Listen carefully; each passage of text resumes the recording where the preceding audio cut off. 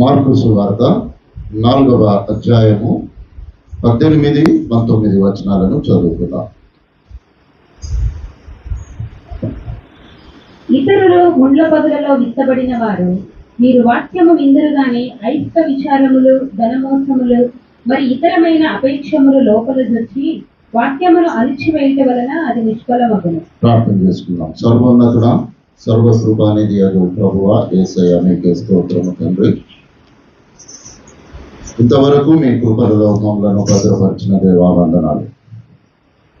వాక్యంలోని ఆశ్చర్యకరమైన సంగతులను మేము ఎరుగునట్లు మా హృదయ నేత్రములను తెరవమని మా ప్రభు అయిన యేసుక్రీస్తు ద్వారా వేడుకుంటున్నాము తండ్రి. ఆమేన్.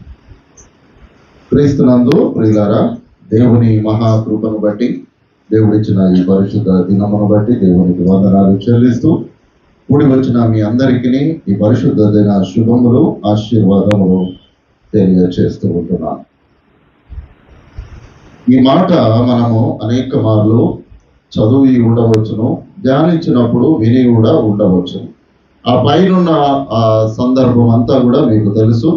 మంచి నేలను పడిన విత్తనము, ఇసుక నేలలో పడినటువంటి విత్తనములు అని చెబుతూ ఆ 18, 19 వచనాల్లోకి వచ్చేసరికి ఇతరులు అనేటటువంటి మాట అక్కడ వాడబడింది. అంటే మిగిలినటువంటి వారు ఎక్కడ విత్తబడిన వారు? ముళ్ళ పొదలలో విత్తబడినటువంటి వాక్యమును పోలి ఉన్నది అని ఇక్కడ చెబుతూ, వీరు ఎట్లా ఉంటారు అని అంటే, వీరు వాక్యము విందురు కానీ ఐహిక విచారములు, ధనమోసము, ఇతరమైన ఆపేక్షలు లోపల చొచ్చి వాక్యమును అణిచివేయుట వలన అది నిష్ఫలమగును అని సెలవిస్తుంది. ఇతరులు ముండ్ల పొదలలో పడినటువంటి విత్తనములను పోలిన వారుగా ఉంటున్నారు. ప్రియమైనటువంటి దేవుని బిడ్డలారా, ఈ మాటను నేను ఆలోచన చేస్తూ ఉంటున్నప్పుడు, వీరు వాక్యము విందురు కానీ ఐహిక విచారము కదా. మానవుని జీవితములలో విచారము అనేటటువంటిది బహుభయంకరమైనటువంటిది. ఎందుకో తెలుసా ప్రియులారా? నువ్వు ఏమీ కూడా చేయలేవు, కానీ దాని గురించి చింతపడతా ఉంటారు కదా. ఇంకా బాధ ఎవరికి ఉంటుందో తెలుసా? అయ్యో నాకు 45 ఏళ్ళు వచ్చినాయి, ఎంటికలు తెల్లగా అయిపోతున్నాయి అని విచారం. ఆ విచారంలో ఇంకా ఏమొస్తాయి? ఏ మందు వాడితే ఎంటికలు నల్లగా అవుతాయా అని విచారం. ఎన్ని విచారాలు కదా మనిషికి. లోక సంబంధమైనటువంటి ఈ మనోవిచారము మనుష్యులను అవిశ్వాసులుగా చేస్తుంటుంది. విశ్వాసము, నిరీక్షణ అనేటటువంటి ఈ జీవితమును నిష్ఫలము చేసేటటువంటిదిగా ఉంటుంది ప్రియులారా. ఇవన్నీ ఏంటియో తెలుసా? వాక్యము హృదయంలో ఉంటుంది, పైన ఏముంటాయి? ఇవే అన్ని ముండ్లే. ఏం విచారము? సాయంత్రము మాంసం దొరుకుతుందో లేదో, చర్చ అయిపోయేసరికి 1 గంట అవుతుంది, ఇంటికి పోయి వండుకొని తినేసరికి 2:30 అవుతుంది. ఇక్కడ వాక్యం విత్తపడతా ఉంటుంది. అయ్యో ఇంకా అయిపోతలేదు, ఈయన 30 నిమిషాలు చెప్పేటాడు, అరగంట, గంటన్నర చెప్తున్నాడు. విచారము, మనిషికి విచారము. కొందరికి పెళ్లిళ్ళకు పోవాలి, నా భర్త బట్టలు కొనిస్తలేడు, ఎట్లా పోవాలి అని విచారము. ఏమి వండుకుందామా, ఏమి తిందామా అని విచారము. మనిషి జీవితములలో ఈ ఐహిక విచారము అనేటటువంటి ఈ స్థితి, హృదయములో నాటబడినటువంటి వాక్యము ఫలింపకుండా అది మనల్ని అణిచివేసేటటువంటిదిగా ఉంటుంది అనేటటువంటి విషయాన్ని అభ్యర్థిస్తున్నాను. అనేటటువంటి విషయాన్ని దేవుడు మనకు జ్ఞాపకము చేస్తూ ఉంటున్నాడు. కాబట్టి ప్రియమైనటువంటి దేవుని బిడ్డలారా, ఇదే మాటను లూకా గారు వ్రాస్తూ ఉంటున్నారు. చూడండి, లూకా సువార్త 8వ అధ్యాయము 14వ వచనము. ముండ్ల పొదలలో పడిన విత్తనములను పోలిన వారెవరనగా, విని కాలము గడిచిన కొలది మీ జీవన సంబంధమైన విచారముల చేతను, ధనభోగముల చేతను అణిచివేయబడి పరిపక్వముగా ఫలింపని వారు. ముళ్ళ పొదలలో పడిన వారెవరనగా విని కాలము గడిచిన కొలది ఈ జీవన సంబంధమైన విచారముల చేత అణిచివేయబడేటటువంటి వారు. విచారము అనేటటువంటి ఆ మాట బైబిల్ గ్రంథంలో అనేక సార్లు మనకు కనబడుతుంది. మానవుని యొక్క విచారము నానా రకాలుగా ఉంటది. నానా రకములైనటువంటి విచారము, చింత, బాధలు, ఇబ్బందులు అన్నీ కూడా మానవుడు తన హృదయంలో ఉంచుకొని ఈ విచారము అనేటటువంటి ఈ ముళ్ళ చేత హృదయములో ఉండినటువంటి వాక్యము ఫలింపకుండానట్లు తనను తాను మోసం చేసుకునేటటువంటిదే విచారము. ప్రియులారా, దేవుడు అంటున్నాడు, నీ తల వెంట్రుకలలో ఒకటైనను పెరికి వేయబడాలి అని అంటే దేవుని ఆజ్ఞ కావాలి కదా. మరి నీ జీవితములలో కలిగేటటువంటి శ్రమల నిమిత్తము నువ్వు దేవుని యొద్ద ఆధారపడక ఎందుకు విచారపడుతూ ఉంటున్నావు? మీరు ఈ మధ్యకాలంలో బహుగా చూసి ఉండవచ్చును కదా, ఒక పాస్టర్ను చచ్చిపోయిందని చెప్పి మనుష్యులు మందిరాల్లో చేరి ప్రార్థన చేసేదానికంటే రోడ్ల మీద తిరిగి కేకలు పెడుతున్నారు. ఏం విచారమయ్యా? ఏం విచారము? రేపు వాడు వచ్చి మమ్మలను దంతే ఎట్లా? విచారం.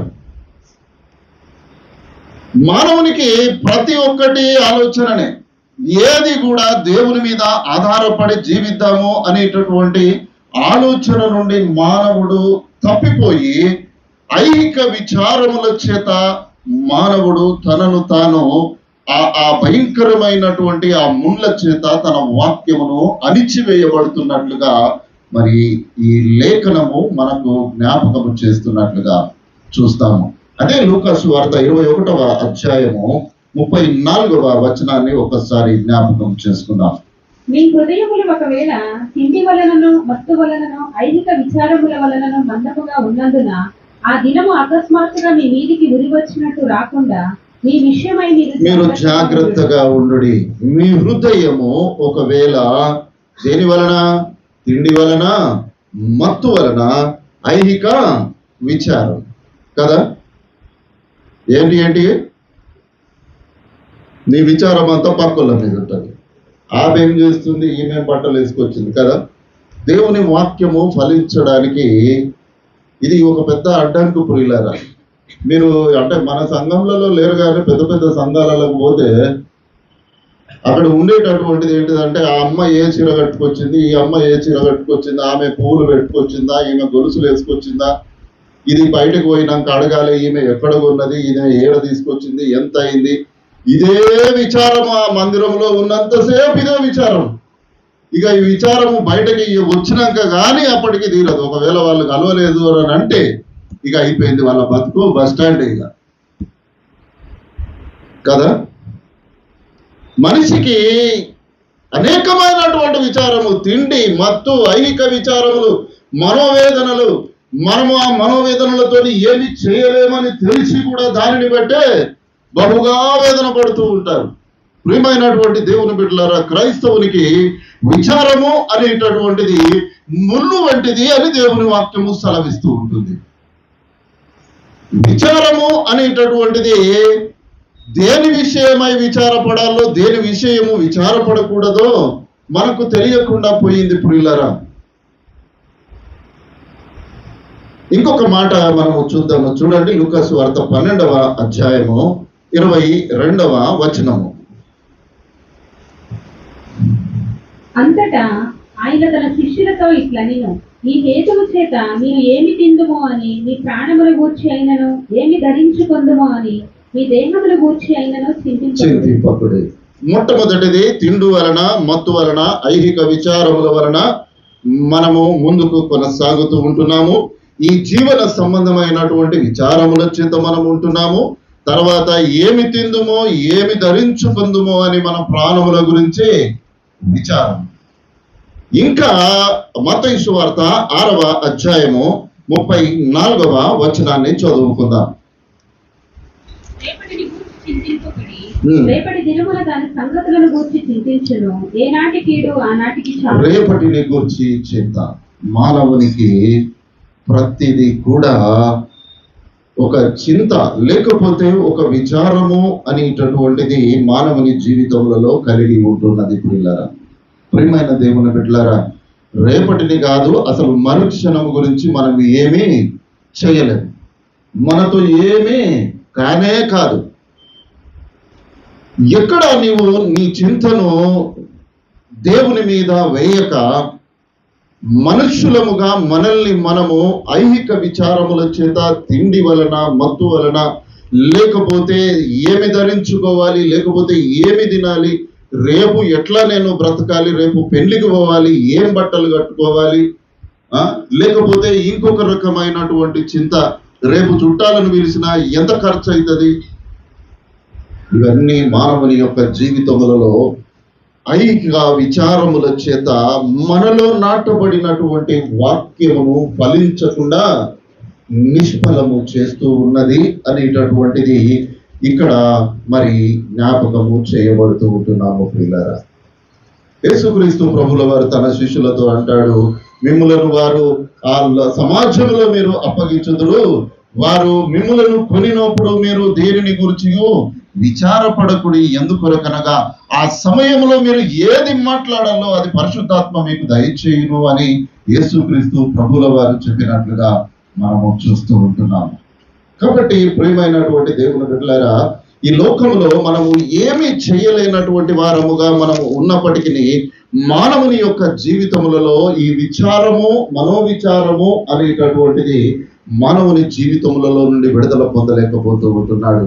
ఒక శరీర సంబంధమైన వ్యాధి అనే మనోవిచారము, ఆర్థిక ఇబ్బందులు అనే మనోవిచారము, కుటుంబంలో శాంతి సమాధానము లేదు అనే మనోవిచారము, బిడ్డలకు పెళ్లిళ్ళు కావడం లేదనే మనోవిచారము, లేకపోతే ఉద్యోగాలు దొరకడం లేదనో, లేకపోతే బ్యాంక్ బ్యాలెన్స్ లేదనో, సొంత ఇల్లు లేదనో, లేకపోతే ఇంకొక వాహనం లేదనో, చక్కని చదువులు లేవనో, లేకపోతే అందమైన భార్య దొరకలేదనో, భర్త దొరకలేదనో, మనిషికి విచారము చేత దేవుని వాక్యాన్ని తన హృదయంలోనే నశింపజేసుకుంటున్నాడు. కానీ ఏదైతే ఈ ముళ్ళు అనేటటువంటి విచారము ఉందో ఆ విచారాన్ని దేవుని మీద వేయడానికి మానవుడు ఇష్టపడడం లేదు.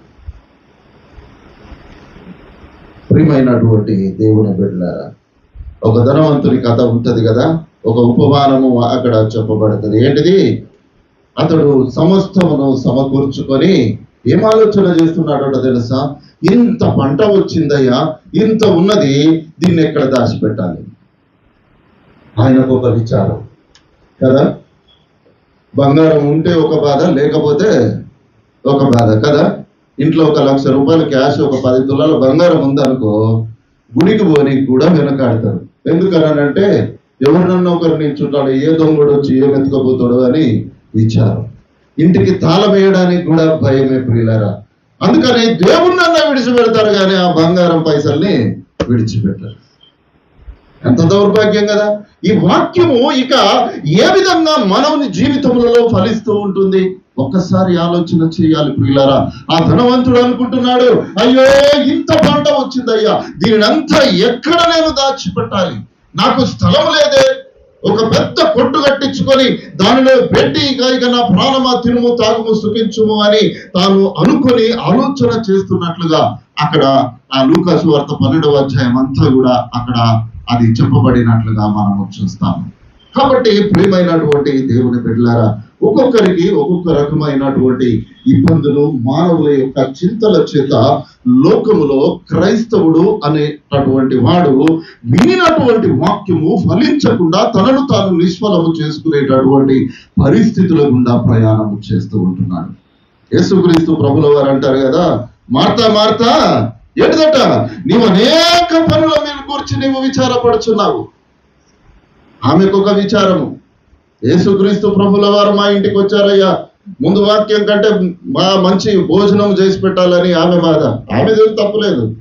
కానీ ఎక్కడైతే మనకు అవసరమై ఏదైతే అవసరం ఉందో దానిని కాకుండా ఇంకొక దాని మీద మన మనోవిచారమును మనము ఉంచుకోకుండా ముందుకు కొనసాగాలి అనేటటువంటి విషయాన్ని దేవుడు ఇక్కడ మనకు జ్ఞాపకం చేయబడుతున్నట్లుగా చూస్తాం. ప్రియమైనటువంటి దేవుని బిడ్డలారా, ఈ ఉదయ కాలము మనందరి జీవితములలో ఏదో ఒక మనోవిచారము చేత మనము ముందుకు కొనసాగుతూ ఉంటున్నాము. అయితే ఈ మనోవిచారము చేత మనము కృషించి పోకుంటున్నట్లు మనల్ని మనము జాగ్రత్త పరుచుకోవలసినటువంటి అవసరతను దేవుడు జ్ఞాపకము చేస్తూ ఉంటున్నాడు. యోనా గురించి మనందరికీ తెలుసు కదా. ఏం తెలుసు యోనా గురించి? ఆయనకు ఒక చింత. ఏం చింత ఆయనకు? నా దేవుడు కరుణావాత్సల్యములు కలిగినటువంటి వాడు, ఇదిగో ఈ ప్రజలకు బోధిస్తే వారిని రక్షిస్తాడు, నేను వారి యొద్దకు పోనని ఇంకొక దిక్కుపోతూ ఉంటున్నాడు. యోనాకు కలిగినటువంటి ఇంకొక రకమైనటువంటి చింత ఆయన ఎందుకు ఆయన ప్రకటించలేకపోయాడు చెప్పండి? నినివే పట్టణము ఎవరు? వారు అష్షూరీయులు. నినివే వారు అష్షూరీయులు ఇశ్రాయేలు ప్రజలను నాశనం చేసినటువంటి వారు అష్షూరీయులు. కానీ తన ప్రజలని దేవుడు అనుకొని యోనాను పంపిస్తే, యోనా అనుకుంటున్నాడు దేవుడు కరుణావాత్సల్యములు కలిగిన వాడు, వారి వాక్యం బోధిస్తే వారు మారు మనసు పొందుతాడు, వారిని రక్షిస్తాడు అని యోనాకు ఒక చింత. ఆయన ప్రకటించాడు, నినివే వాసులు రక్షింపబడ్డారు. కానీ యోనా జీవితములలో సంతోషము ఉన్నదా? లేదు ప్రియులారా. చూడండి యోనా గ్రంథము 4వ అధ్యాయము 10వ వచనము.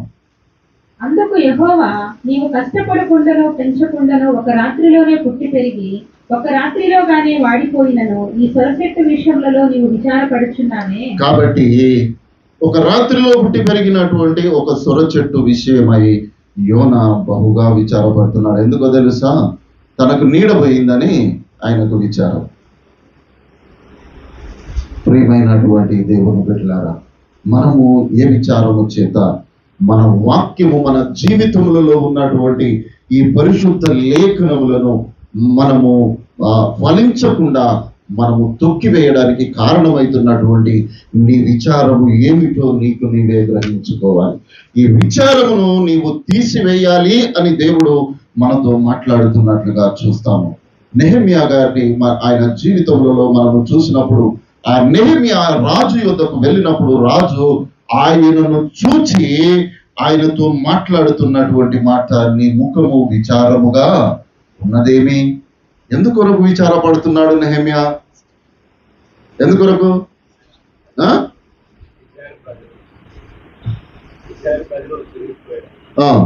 తర్వాత యెరూషలేము ప్రాకారములు కూల్చబడి ఉన్నవి, అవి కాల్చబడి ఉన్నవి అని ఒక చింత. రెండవది, తన ప్రజలు చెదిరిపోయి ఉన్నారు. వారు ఒక్క దగ్గర లేరు, ఎక్కడెక్కడో చెదిరిపోయబడ్డారు. కొంతమంది బబులోనుకు కొనిపోబడ్డారు, మిగిలినటువంటి వారు వేరే వేరే ప్రాంతాల్లో ఉన్నారు. వీరందరినీ సమకూర్చాలి, ఆ ప్రాకారములు కట్టాలి. ఆయన మనోవిచారము కలిగినటువంటి వాడుగా ఆ నెహెమ్యా మనకు కనబడుతున్నట్లుగా చూస్తాము. ఈనాడు ఎంతమంది నెహెమ్యాలు ఈ విధంగా ఉన్నారు ప్రియులారా? దేవుని కార్యములను నెరవేర్చడానికి ఎంతమంది నెహెమ్యాలు ముందుకు వస్తూ ఉంటున్నారు? అందరూ లోక సంబంధమైనటువంటి చింతనే, ఆ ధనవంతుని యొక్క చింతనే. ఏమి తిందుమా, ఏ విధంగా దాచుకుందామా, ఏ విధంగా మనం ఈ లోకములో జీవిద్దామా అనేటటువంటి ఆ చింతలోనే మానవుడు ముందుకు కొనసాగుతున్నట్లుగా మనము చూస్తూ ఉంటున్నాము. యోనా వంటి వారు గొప్పవారు కూడా ప్రకటించబడిన తర్వాత కూడా వారి జీవితములలో నుండి ఆ మనోవిచారము వారి జీవితములలో నుండి పోవడం లేదు. కానీ ఇక్కడ నెహెమ్యాకు ఏ రకమైన ఇబ్బంది తన జీవితములలో లేదు. కానీ తన దేవుని యొక్క మందిర ప్రకారములు కూల్చబడ్డాయి, తన ప్రజలు, నా ఇశ్రాయేలు ప్రజలు చెదిరిపోయి ఉన్నారని ఆయన మనోవిచారము కలిగినటువంటి వాడుగా ఉన్నాడు. ఎంతమంది నెహెమ్యాలు ఈనాడు సంఘాల్లో మనకు కనబడుతూ ఉంటున్నారు? దేవుని సంఘం యొక్క పనిలో ఎంతమంది నెహెమ్యాలు ముందుకు వస్తూ ఉంటున్నారు? దేవుని కార్యములు నెరవేర్చడానికి ఎంతమంది మొరలతో కన్నీళ్లతో ప్రార్థన చేసే నెహెమ్యాలు సంఘాల్లో మనకు కనబడుతూ ఉంటున్నారు? ఎంతమంది ఆయన కార్యములను నెరవేర్చడానికి, ఆయన సువార్తను ప్రకటించాలి అని ధైర్యముగా ఆ మనుషులతో మాట్లాడగలిగిన నెహెమ్యాలు ఎంతమంది లోకంలో ఉంటున్నారు? ఒక్కసారి మనము జ్ఞాపకము చేసుకోవాలి ప్రియులారా. ప్రియమైనటువంటి దేవుని బిడ్డలారా, మానవుని యొక్క జీవితములలో చింత లేకుండా ఏ మానవుడు ఉండడు. కానీ నీ చింత యావత్తును నీ దేవుని మీద వేయమని దేవుడే సెలవిస్తూ ఉంటుండగా, ఆ చింతను నీ హృదయములో పెట్టుకొని నీ హృదయంలో నాటబడినటువంటి వాక్యము ఫలింపకుండా నిన్ను నీవే అణిచివేసుకుంటున్నావు అనేటటువంటి ఈ సత్యాన్ని నీవు మరచిపోకూడదు అని దేవుడు మనకు జ్ఞాపకం చేస్తూ ఉంటున్నాడు.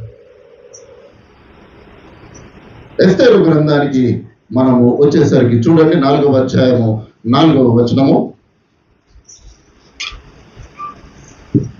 ఎస్తేరు యొక్క పనికత్తెలను ఆమె దగ్గరనున్న షండ్లను వచ్చి జరిగిన దాన్ని ఆమెకు తెలియజేయగా, రాణి గొప్ప మనోవిచారము కలదై మొర్దెకైని కట్టుకొని ఉన్న గోనెపట్ట తీసివేయమని ఆజ్ఞ ఇచ్చి కట్టించుకొనుటే అతని యొక్కకు వస్త్రములు పంపని గాని అతడు వాటిని తీసుకొనలేదు.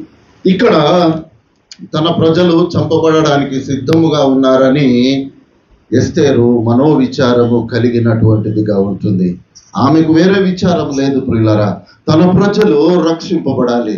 తన ప్రజలు తాను కోరుకున్నటువంటి దేవుని ప్రజలు రక్షింపబడాలి అని ఎస్తేరు ఒక మనోవిచారము చేత ముందుకు కొనసాగుతున్నట్లుగా చూస్తూ ఉంటున్నాము. ఈ రోజు నీ కుటుంబంలో ఉన్నటువంటి నీ అన్య జనుల విషయమై, వారి రక్షణ విషయమై నీవు ఎన్నడైనా మనోవిచారము నీవు కలిగి ఉన్నావా? వారిని దేవుని పరిశుద్ధ సన్నిధిలో నిలువబెట్టాలని ఎప్పుడైనా నీకు తలంపు కలిగిందా?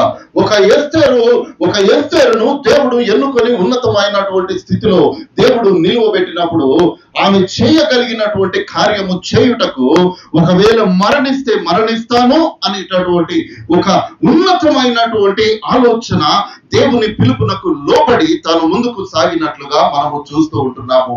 కానీ మనము లోకంలో ప్రకటించడం లేదు, మన ప్రియులైనటువంటి వారికి కూడా మనము ప్రకటించడం లేదు ప్రియులారా. తమ ప్రజలను రక్షించుకోవాలి అనేటటువంటి ఒక ఉన్నత ఆశయమును మనము కోల్పోయి ఇహ సంబంధమైనటువంటి ఆలోచనల చేతనే మనము అణిచివేయబడుతున్నాము అనేటటువంటిది ఇక్కడ జ్ఞాపకము చేయబడుతూ ఉంటున్నాము. మనము దేవుడు మనల్ని జ్ఞాపకము చేసుకుంటున్నాడు. నా సంఘములో నుండి నెహెమ్యాలు బయటికి రావాలి, నా సంఘములో నుండి ఎస్తేరు లాంటి వారు బయటికి రావాలి, నా సంఘములో నుండి దానియేలు వంటి ప్రార్థనా పరులు బయటికి రావాలి, నా సంఘములో నుండి పౌలు వలె శ్రమపడేవారు బయటికి రావాలి అని దేవుడు చింతపడుతూ ఉంటున్నాడు. మానవుడు మాత్రము ఇహలోక చింతలోనే వారి జీవితంను గడిపేస్తూ ఉంటున్నాడు. ఏ విధంగా మనము దేవుని యొద్ద నమ్మకమైన వారముగా ఉంటున్నామో ఒక్కసారి జ్ఞాపకము చేసుకోవాలి ప్రియులారా. సామెతల గ్రంథకర్త అంటాడు, ఒకరి హృదయములోని విచారము వాని కృంగ చేయును అని దేవుని లేఖనం మాట్లాడుతుంది. విచారం ఏం చేస్తుందట? మనిషిని కృంగ చేస్తుంది. మీకు తెలుసో లేదో, మీరు నమ్ముతారో కూడా లేదో, నేను పక్కోని ప్రాణం పోతుందంటే కూడా విచారపడ. ఎందుకో తెలుసా? దేవుని చిత్తం లేకుండా మానవుని జీవితములలో ఒక వెంట్రుక కూడా పోదు. ఇక నీకు చింత ఎందుకయ్యా? ఉంటే ఉంటారు, పోతే పోతారు. నేను పోనా? దేవుని పిలుపు వస్తే ఎవడైనా పోవాల్సిందే కదా, ఇంకా చింత ఎందుకు? అయ్యో వారు పోతే నేను ఎట్లా బ్రతకాలి అనేటటువంటి చింత ఒకవేళ ఉండవచ్చును. కానీ నీవు దేవుని మీద ఆధారపడక మనుషులను ఆధారము చేసుకొని నువ్వు చింతపడుతూ ఉంటున్నావా? ఈ చింత ఏం చేస్తుంది అనంటే నిన్ను ఫలింపకుండా చేస్తుంది, పరిశుద్ధాత్మ నీలో నివసింపకుండా చేస్తుంటుంది. ఎందుకొరకు అనంటే ఈ ఐహిక విచారములు అనేటటువంటి ముళ్ళు నీ హృదయము నిండా ఉంటాయి కాబట్టి ఇక అక్కడ పరిశుద్ధాత్మకు స్థలము లేదు. కాబట్టి ప్రియమైనటువంటి దేవుని బిడ్డలారా, ఒక్కసారి ఈ ఉదయ కాలము మనల్ని మనము ఒక్కసారి ఆత్మ పరిశీలన చేసుకుందాం. ఎందుకొరకనగా నేడుండి రేపు పొయ్యిలో వేయబడేటటువంటి ఒక ఆకు, ఒక పువ్వు గాని ఇంకొకటి గాని దానికి లేనటువంటి చింత దేవుని హస్తముల చేత సృష్టించబడి, ఇదిగో నేను నీకున్నానయ్యా, నీ పక్షమున యుద్ధము చేయువాడను నేనే అని దేవుడు సెలవిచ్చిన తర్వాత కూడా ఈ విశ్వాసాన్ని కోల్పోయి మానవుడు చింతలోనే ముందుకు కొనసాగుతూ ఉంటున్నాడు. ప్రియమైనటువంటి దేవుని బిడ్డలారా, అందుకే యోహాను భక్తుడు మొదటి పత్రిక 2:15 అంటాడు, ఈ లోకములో ఉన్న వాటిని ఆయన నువ్వు ప్రేమింపకుడి, ఎవడైనా నువ్వు లోకమును ప్రేమించిన ఎడల తండ్రి ప్రేమ వానిలో ఉండదు. ఎందుకొరకు ఉండదు? ఈ లోకంలో ఉన్నదంతయో శరీరాశ, నేత్రాశ, జీవ కుటుంబము, అవి తండ్రి వలన పుట్టినవి కావు. కాకపోతే ఈ తండ్రి వలన కానటువంటి దాని విషయమై మనము చింతపడుతూ ఈ లోకములో మనము ఐహిక విచారముల చేత మనము బహు భయంకరంగా మరి దేవుని పరిశుద్ధాత్మను మనము పొందలేకపోతూ ఉంటున్నామేమో. అపోస్తలుడైన పౌలు తిమోతికి వ్రాస్తూ అంటాడు, ఓ తిమోతి, దేమ ఈ లోకమును స్నేహించి నన్ను విడిచి తెస్సలోనికయకు వెళ్ళను అని అక్కడ రాస్తాడు. దేమ అనేటటువంటి ఒక వ్యక్తి పౌలుతో నడిచిన వాడు, పౌలుతో పరిచర్య చేసినటువంటి వాడు. ఆ దేమ ఇప్పుడు ఏం చేశాడట? లోకమును స్నేహించాడు కాబట్టి భక్తుడైనటువంటి పౌలును విడిచి ఆయన లోకంలోనికి పరిగెత్తినట్లుగా పౌలు తిమోతికి వ్రాస్తూ 4వ అధ్యాయం 10వ వచనంలో అక్కడ సెలవిచ్చినట్లుగా చూస్తూ ఉంటున్నాం. మనము ఎక్కడికి పరిగెత్తుతూ ఉంటున్నామయ్యా? ఎక్కడికి మన ప్రయాణాన్ని మనము కొనసాగిస్తూ ఉంటున్నాము? ఏ విధమైనటువంటి చింతల చేత, బాధల చేత, ఇబ్బందుల చేత మనము మన జీవితంలో ఉన్నటువంటి ఆ విశ్వాస నిరీక్షణలను అనగదొక్కుకుంటున్నాము? ఏదైనా జరగనియండి, చింతపడాల్సినటువంటి అవసరం లేదు. కానీ నీవు ఏం చేయాలి? ఫిలిప్పీలకు రాసిన పత్రిక 4వ అధ్యాయము 6వ వచనము ఏం చెప్తూ ఉంటుంది? దేనిని గురించి చింతపడకుడి, ప్రతి విషయములో ప్రార్థన విజ్ఞాపనముల చేత కృతజ్ఞతాపూర్వకముగా మీ విన్నపములు దేవునికి తెలియచేయుడి. దేనిని గురించి కూడా చింతపడకుడి. రేపు ఏం చేద్దాము, రేపు ఏం వంట చేసుకుందాము, రేపటి సంగతి ఎట్లా, రేపు ప్రయాణము చేయాలి, వస్త్రాలు లేవు, ఈ ప్రయాణానికి ఏమి సిద్ధపరచుకోవాలి, ఏమి చింత లోకములో మానవుడు చింతలోనే తన జీవితాన్ని కొనసాగిస్తూ ఉంటున్నాడు. కానీ దైవ చిత్తమైనటువంటి విచారము ఏ మానవుని జీవితంలో లేదు. పిల్లలు ఐహిక సంబంధమైనటువంటి చింతల చేతనే మానవుడు తన హృదయములో అణిచివేయబడుతూ ఉంటున్నాడు. కానీ నేను దేవుని బిడ్డను, దేవుని చేత పిలువబడిన వాడను, నేను రక్షింపబడినటువంటి వాడను, నిత్య జీవమునకు వారసుడను, ఇదిగో నా కొరకు నా దేవుడు జీవ కిరీటము సిద్ధపరిచి ఉన్నాడు, ఇదిగో నేను వెళ్ళుచున్నాను, మీ కొరకు స్థలము సిద్ధపరచ వెళుతున్నాను, నేనుండి చోటున మీరును ఉండులాగున వచ్చే నేను మిమ్మల్ని చేయి పట్టుకొని తీసుకుపోతానయ్యా అని చెప్పినటువంటి దేవుని యందు మానవుడు విశ్వాసము ఉంచడం లేదు. కాబట్టి ప్రియమైనటువంటి దేవుని బిడ్డలారా, విలాప వాక్యములలో దేవుడు అంటాడు 3వ అధ్యాయం 33వ వచనంలో అక్కడ చెప్పబడుతున్నటువంటి మాట, హృదయపూర్వకముగా ఆయన నరులకు విచారమునైనను బాధనైనను కలుగజేయడు. దేవుడు విచారమును కలుగజేయడని దేవుని లేఖనం సెలవిస్తుంది. నీవు ఇంకా దేని విషయమైనా విచారపడుతూ ఉంటున్నావా? నీలో నివసించేటటువంటి వాక్యము ముళ్ళ చేత అణిచివేయబడుతుంది అనేటటువంటిది దేవుడు జ్ఞాపకం చేస్తూ ఉంటున్నాడు కదా. మానవుడు తన సృష్టికర్త అయినటువంటి మన తండ్రి తన బిడ్డలను ఎందుకు విచారము కలగ చేయాలని ఆశపడతాడు? ఆయన విచారము కలగ చేయడం లేదు. ప్రియులారా, తల్లిదండ్రులైనటువంటి వారు ఎవరైనా తమ బిడ్డలకు విచారము కలగజేస్తారా? వారు విచారపడుతూ ఉంటే వారు చూసుకుంటూ ఉండేటటువంటి వారా? వారంతట వారికి ఏదైనా ఇబ్బంది కలగాలి, బాధ కలగాలని ఆలోచన చేసేటటువంటి తల్లిదండ్రులు ఉంటారా? సృష్టికర్త అయినటువంటి దేవుడు, మనల్ని సృజించినటువంటి మన దేవుడు, మన తండ్రి అయినటువంటి దేవుడు, మన రక్షకుడు అయినటువంటి ప్రభువు, ఆయన హృదయపూర్వకంగా నరులకు విచారము బాధ ఎన్నటికి కలుగనీయడు అని సెలవిస్తూ ఉంటుండగా, మనము ఏ విషయములో విచారము కలిగి లోకములో జీవిస్తున్నామో ఒక్కసారి ఈ ఉదయకాలము ఆలోచన చేద్దాం. ఆ ఏ రకమైన చింత అయినా సరే, అది ఏ రకమైన చింత అయినా సరే, ఆ చింత కేవలము ప్రార్థన విజ్ఞాపన వలన మాత్రమే అది దూరపరచబడుతుంది. కానీ నీవు చింతించటము వలన ఇంత ఎత్తు పెరుగుతావా? మరి ఇక ఏమి లాభము? ఏమి లాభం? దేని కొరకు చింత? దేవుడు లోకంలోనికి పంపించినప్పుడు మనకు తెలుసా, నేను ఈ లోకంలోనికి వచ్చానయ్యా, ఇగో ఫలానాల ద్వారా వచ్చాను, ఇగో ఫలానా విధంగా వచ్చాను, ఇగో ఈ కుటుంబంలో ఆ కుటుంబంలో పుట్టాను అని తెలుసా? ఎవరికైనా తెలుసా? ఎవరికి తెలియదు కదా. చనిపోయిన తర్వాత కూడా వాడిని ఏ విధంగా బాటి పెడుతున్నారో కూడా వానికి తెలియదు. ఇక మరి ఎందుకు చింత? నేను చెప్పాను కదా, నేను బంగారం ఉంగరాలు పెట్టుకోను, నాకు అసహ్యం. అసలు బంగారం అంటేనే అసహ్యం. ఎందుకో తెలుసా?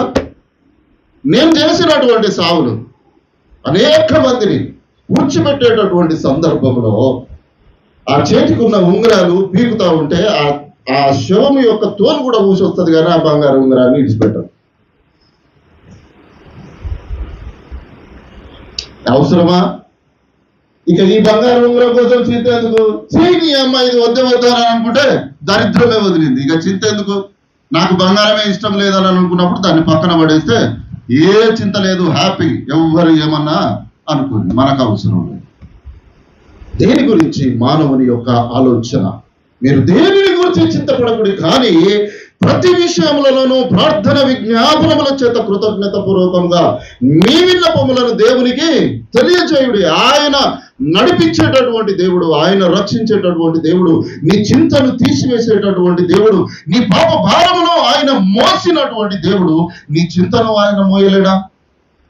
ఆయన యేసుక్రీస్తు ప్రభువుల వారు ఆయన సిలువకు ఆయన ముందుకు వెళ్ళినప్పుడు, ఇదిగో నా ప్రాణము పోవునంతగా నేను మొరపెడుతున్నాను. ఎందుకు ప్రాణం పోతుందయ్యా? సిలువ వేయబడక ముందుపే ఆయన సర్వలోక పాపములయు మానవుల యొక్క పాపము ఆయన మీద అప్పటికే మోపబడి ఉన్నది. ఆయన భరించలేనటువంటి పరిస్థితుల్లో ఉన్నాడు. ఇదిగో ప్రాణము పోవునంతగా ఆయన మూలుగుచు ఆయన ప్రార్థన చేస్తూ ఉంటున్నాడు. నీ చిత్తం అయితే ఈ గిన్నెను నా యొద్ద నుండి తొలగించు. నీ చింత, యేసుక్రీస్తు ప్రభుల వారి చింత ఏంది? పాపమును మోయాలి, సిలువను భారమును అనుభవించాలి. ఈ చింత యావత్తును ఎవరి మీద వేస్తున్నాడు? తండ్రి అయిన దేవుని మీద ఆయన చింత వేస్తూ ఉంటున్నాడు. నీ రక్షకుడైన నీ తండ్రి మీద నీవు చింత వేయక, చింతను నీలో పెట్టుకొని ఏ వాక్యం అయితే నీ జీవితములలో ఫలించాలో దానిని ఫలించకుండా నిన్ను నీవే అణిచివేసుకుంటున్నావు అనేటటువంటిది ఇక్కడ జ్ఞాపకం చేయబడుతూ ఉంటున్నాం. కాబట్టి ప్రియమైన దేవుని బిడ్డలారా, నీలో ఈ ఉదయకాలము ఏ చింత అయినా ఉన్నది, అది ఏ రకమైనటువంటిది, ఆఖరికి మరణమును గురించిన చింత అయినా సరే, అది దేవుని మీద వేసేయండి. ఏది జరిగితే అది జరుగుతుంది. దేవుని ఆజ్ఞ లేకుండా ఏది జరగదు. రేపటిని గురించి కూడా చింత నీకు అవసరం లేదు. నీ వస్త్రమును గురించి చింత అవసరం లేదు. నీ తిండిని గురించి అవసరం లేదు. ఏ దినమున ఏది అవసరమో అది దేవునికి మనకు తెలుసు ప్రియులారా. ఆ దేవునికి మనము ఏది భోజనము చేయాలో కూడా మనకు తెలుసు. అందుకే అంటారు కదా, పాతనం దానే పెళ్ళికరైతే కానీ వాళ్ళక నామాట. తినేటటువంటి ప్రతి గింజ మీద దేవుడు ఆ తినేవాని పేరు రాస్తారట. ఎక్కడికి పోతాము మనకు తెలియదు.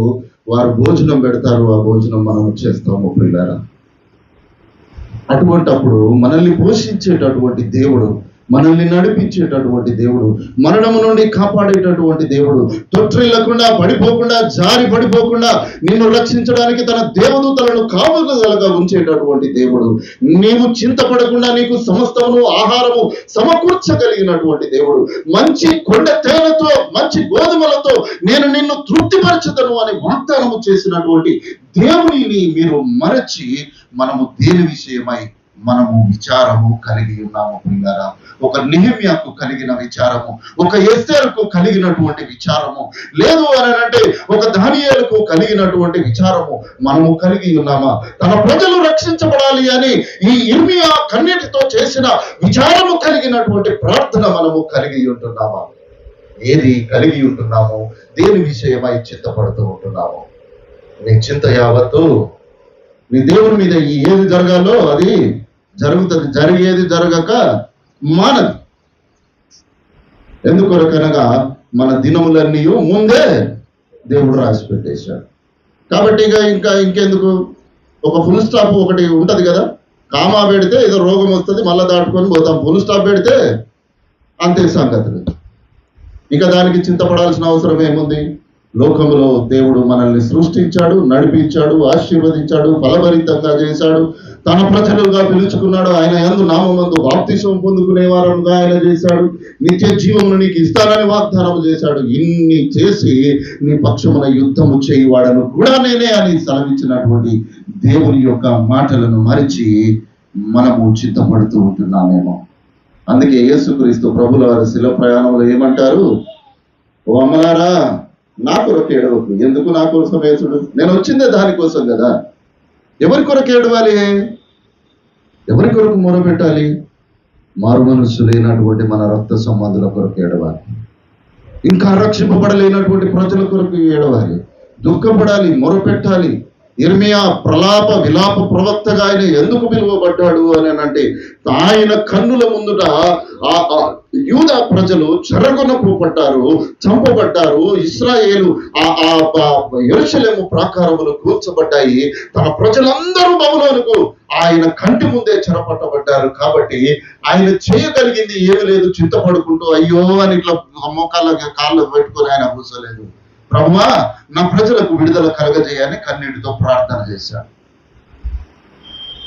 కాబట్టి ప్రియమైనటువంటి దేవుని బిడ్డలారా, మన ఆలోచన విధానము ఏ విధంగా ఉన్నా దేవుడు అంటున్నాడు, ఇదిగో ఇప్పుడే గుడ్డలి చెట్టు వేరున ఉంచబడి ఫలింపని ప్రతి చెట్టు నరకబడి అగ్నిలో పారవేయబడు. కాబట్టి ఒక్కసారి ఈ ఉదయకాలము మనల్ని మనము పరిశీలన చేసుకుందాం, ఆత్మ పరిశీలన చేసుకుందాం. నిత్య జీవం కొరకు మనల్ని మనము సిద్ధపరచుకుందాం. చింత యావత్తు అది ఏ రకమైనదైనా సరే నీ దేవుని మీద భారము వేసి ముందుకు కొనసాగాలి అని దేవుడు మనకు జ్ఞాపకం చేస్తూ ఉంటున్నాడు. ముగింపుగా ఒక్క మాట చదువుకుందాం. ఇర్మియా గ్రంథము 31వ అధ్యాయము 13వ వచనము.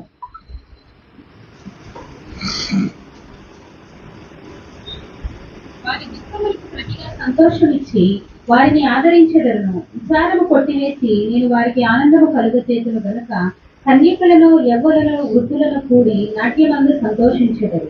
కాబట్టి ఎవరైతే తన చింత యావత్తును దేవుని మీద వేస్తారో దేవుడు అంటున్నాడు, వారి దుఃఖమునకు ప్రతిగా సంతోషమిచ్చి నేను ఆనందింపజేసేదను, ఆదరించేదను. వారి విచారమంతా కొట్టివేసి వారికి ఆనందము కలుగజేసేదను. ఇది దేవుడు మనకు చేస్తున్నటువంటి వాగ్దానం. కాబట్టి నమ్మదగిన దేవునికి బిడ్డలముగా ఉన్న మనము మన విచారాన్ని, మన చింతను సమస్తము దేవుని మీద వేసి ముందుకు కొనసాగుదాము. అటువంటి గొప్ప విశ్వాస నిరీక్షణ జీవితము దేవుడు మనకు దయచేయును గాక. ఆమేన్.